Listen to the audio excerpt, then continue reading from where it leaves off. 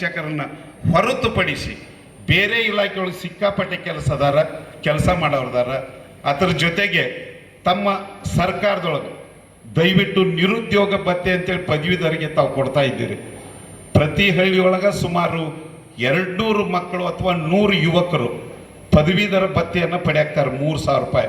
Diploma ಪದವಿಯನ್ನು ಹೊಂದಿದಂಥವ್ರು, BSc, BA, BE ಮಾಡಿದಂಥವ್ರಿಗೆ ದಯವಿಟ್ಟು ತಮ್ಮ ಒಂದು ಅಧಿವೇಶನದೊಳಗೆ ನಮ್ಮ ಶಿಕ್ಷಕರ ಪರವಾಗಿ ಕೂಗನ್ನು ಎಬ್ಬಿಸಿ ಅಂಥವ್ರಿಗೆ ಕೆಲಸ ಹಚ್ಚ್ರಿ, ನಮ್ಮನ್ನು ಮುಕ್ತಿ ಮಾಡಿರಿ ಅಂತಕ್ಕಂಥ ವಿನಂತಿಯನ್ನು ಸರ್ಕಾರಕ್ಕೆ ಮಾನ್ಯ ಲಕ್ಷ್ಮಣನ ಸವದಿ ಅವ್ರ ಮೂಲಕ ನಾನು ಮನವಿ ಮಾಡಿಕೊಂಡು ದಯವಿಟ್ಟು ನಮ್ಮ ಸರ್ಕಾರಿ ಶಾಲೆಗಳು ಸರ್ ಅಲ್ಲೇ ಸ್ವರ್ಗಾಕತ್ತವ.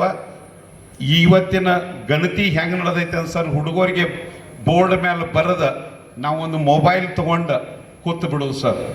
2002ನೇ ಇಸ್ವಿ ಒಳಗೆ ಅವ್ರ ಪೈಕಿ ಯಾರ್ದಾರ ಅವ್ರದ್ದು ಹುಡುಕಾಡಿ ತರ್ಬೇಕು ಸರ್. 24 ವರ್ಷದ ಹಿಂದಿನ ಮಾಹಿತಿಯನ್ನು ತಂದಾಗ ಅವ BLO ಮುಕ್ತಿ ಆಗ್ತಾನ. ಇಲ್ಲಾಂದ್ರೆ ಕಂದಾಯ ಇಲಾಖೆ ಅಧಿಕಾರಿಗಳು ನಿಮ್ಮನ್ನು ಸಸ್ಪೆಂಡ್ ಮಾಡ್ತಾನಂತೇಳಿ ದಿನ ಫೋನ್ಗಳು ಹಚ್ತಾರೆ ಶಿಕ್ಷಕರಿಗೆ. ನಮಗೆ ಗುಬ್ಬಿದ್ದಂಗೆ ಸರ್, ಶಿಕ್ಷಕರಂದ್ರೆ ಭಾಳ ಹೆದರ್ತಾರೆ ಸರ್. ಅವ್ರದ್ದೊಂದು ಫೋನ್ ಬರ್ಗೊಡ್ದು ಎಲ್ಲ ಕೆಲಸ ಬಿಟ್ಟು ಅದನ್ನ ಕೆಲಸಕ್ಕೆ ನಿಂತು ಬಿಟ್ಟೈತ್ರಿ. ಅದು ಮುಂಜೆ ಸರಿಗೂ ಕೂಡ ಗೊತ್ತಿದೆ. ಅದಕ್ಕೆ ನಮ್ಮ ಪ್ರಾಥಮಿಕ ಶಾಲಾ ಶಿಕ್ಷಕರನ್ನ ಹೊರತುಪಡಿಸಿ ನಮ್ಮನ್ನೇನು ಕೆಲಸಕ್ಕೆ ತೊಗೊಂಡಿರಿ ಬೋಧನೆ ಮಾಡಕ್ಕೆ.